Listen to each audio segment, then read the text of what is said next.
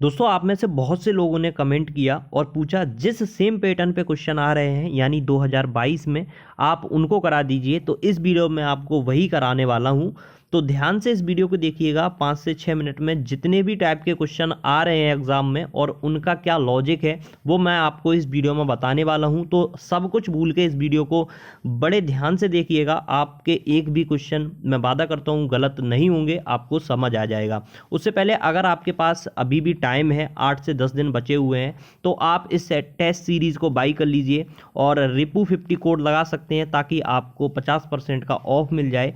और जिस same pattern पे आपके एग्जाम में क्वेश्चन पूछे जा रहे हैं उनको आप प्रैक्टिस करके जाएं ताकि आपका एग्जाम अच्छा जाए। चलिए बात करते हैं किस टाइप से क्वेश्चन देखने को आपको मिलेगा। तो मैं बता दूं 2016 में इस टाइप के क्वेश्चन आए थे, ज़्यादा उससे अलग नहीं है, लेकिन थोड़ा सा इन लोगों ने इस बार पैटर्न को चेंज किया है। तो क्या चेंज किया है वही हमारा मुद्दा है कि हम उसको कैसे ठीक करें। सबसे पहले आपको एक कथन दिया रहेगा जिसमें आपको दिया रहेगा यहाँ पर आपको कुछ भी दे सकता है। जैसे मैंने यहाँ पर एक क्वेश्चन ले लिया है जिसमें मैंने ऑब्जेक्ट ए मान लिया है और ऑब्जेक्ट बी मान लिया है, लेकिन यहाँ हो सकता है कि मान लीजिए यदि राम अच्छा है तो वो सफल होगा। यहाँ मैं कुछ भी कर सकता था, इससे कोई मतलब नहीं है, लेकिन बस ए और बी मान के मैं आपको करा दे रहा हूँ जिससे आपको अच्छे से समझ आ जाए। तो अब आपको एक वाक्य दिया रहेगा यदि ए है तो बी है। अब आपके इसके क्या निष्कर्ष होंगे, जबकि आपको ऑप्शन मिल रहे हैं कि 1 2 हो सकता है, 3 2 हो सकता है, कुछ भी आपको दिया रहेगा। आपको समझने की ज़रूरत यहाँ पर यह है कि इसका जो आंसर होगा वो क्या होगा। जिस तरह से मैंने प्रीवियस वीडियो में आपको बताया था कि सबसे पहला काम आपको होता है कि अगर सेंटेंस पॉजिटिव दिया है तो आपको निगेटिव करना है यदि वाले केस में। मैं आपको समझा रहा हूँ, यदि वाले केस में आपके 2 पैटर्न बनेंगे, या तो दोनों सेंटेंस आपके निगेटिव होंगे, मतलब मान लीजिए कि तो बी नहीं है, ये निगेटिव हो गया, और ए नहीं है, ये भी हो गया, मतलब बी नॉट ए नॉट आपका सही आंसर होगा। जबकि अगर आपको ये ऑप्शन देखने के लिए नहीं मिलता तो आपका सीधा सीधा जो दिया है कथन में वही आपका आंसर हो जाएगा, यानी ए और बी। अब मैं देखता हूं कि जब ऑप्शन देखूंगा तो इसके अनुसार हमारा क्या कथन होना चाहिए। सबसे पहले हम वही देखते हैं, पीछे से हमेशा शुरुआत करेंगे। तो वी इसमें पॉजिटिव दिया है तो हमारा काम है बी नहीं है, निगेटिव ढूंढना है। तो हमारा ऑप्शन 4 में है वी नहीं है।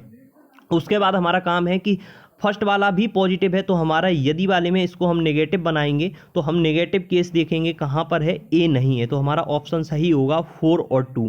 4 और 2 हमारा आंसर सही हो जाएगा। चलिए हम आगे बढ़ते हैं। उससे पहले मैं आपको बता दे रहा हूँ, अगर यहाँ पर नेगेटिव दिया रहता तो हम आंसर देते क्या, अगर यहाँ पर नेगेटिव दिया रहता कि तो बी नहीं है तो हम इसका आंसर देते पता क्या, कि बी है और ए है। अगर दोनों नेगेटिव दिए होते तो बी है और ए है, हमारा सही आंसर हो जाता 3-1। लेकिन ये केस पॉजिटिव में था तो हमने नेगेटिव में दिया, अगर नेगेटिव में होता तो पॉजिटिव में देता। अगर ये ऑप्शन आपको नहीं सेटिस्फाई होते तो जो दिया है यानी ये है और बी है, हमारा सीधा सीधा आंसर हो जाता ए ऑप्शन 1 और 3। उम्मीद है आपको समझ आ गया होगा। नेक्स्ट लॉजिक देखिए। नेक्स्ट लॉजिक है या तो ए है या बी है। सिंपल, इसमें जब या वाली बात चले आपके 2 लॉजिक बनेंगे, लेकिन ध्यान रखने वाली बात यह है कि जो पहला लॉजिक होगा वो हमेशा निगेटिव होगा और जो दूसरा होगा वो पॉजिटिव होगा।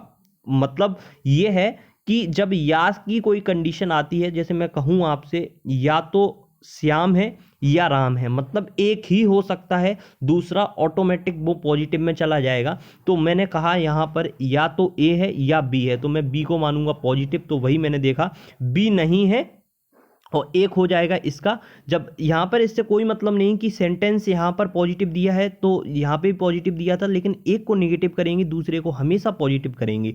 या हम यहाँ पर ऐसा कर सकते हैं कि या तो ए नहीं है यानी ऑप्शन 1 और ऑप्शन यहाँ पर 4, ये भी आंसर हो जाता।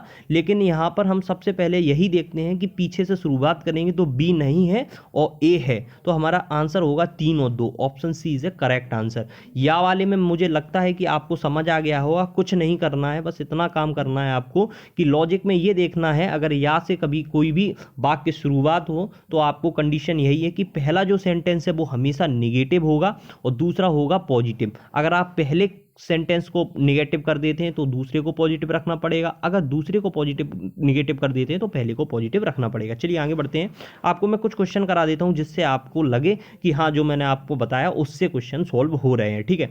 अब जैसे मैं आपको कथन दिया है, यदि शाम के 5 बजे हैं तो मैं घर जाऊंगा। अब आपको पता है कि यदि वाले से क्वेश्चन शुरू है तो इसका सही आंसर क्या होगा, मैं घर नहीं जाऊंगा। सबसे पहले हमें ये देखना है, तो शाम के 5 नहीं बजे हैं तो मैंने वही देखा, तो मैं घर नहीं जाऊंगा यानी ऑप्शन 3।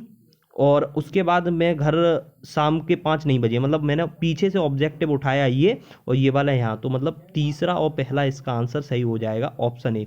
इसके अलावा भी एक आंसर हो सकता था, यदि शाम के 5 बजे हैं तो मैं घर जाऊंगा, मतलब कि ये वाला और ये वाला, मतलब 2 और 4 भी इसका सही आंसर हो सकता एज इट इज, जैसा कि मैंने आपको बताया है।